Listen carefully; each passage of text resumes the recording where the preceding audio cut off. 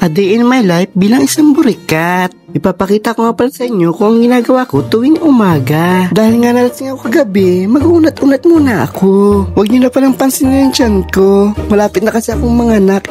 Eme lang. Dahil hindi tayo anak ng kontraktor, kailangan ko nang tumayo para ligpitin ang aking pinigaan. Siyempre, hindi tayo mayaman para maging batugan. Siyempre, dalagang Pilipina, kaya dapat malinis ang kwarto. O, aurahan ko muna kayo ha. Maingit kayo sa legs ko na makinis.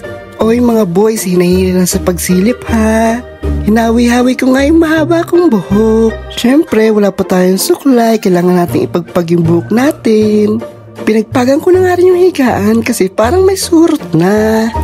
Kasi baka masugatan yung likod kong makinis. Binuksan ko na nga rin pala yung aming bintana para masilayan ng araw yung aking kagandahan. Oo, inggit yan. Oo, diba? Ang sexy-sexy ko.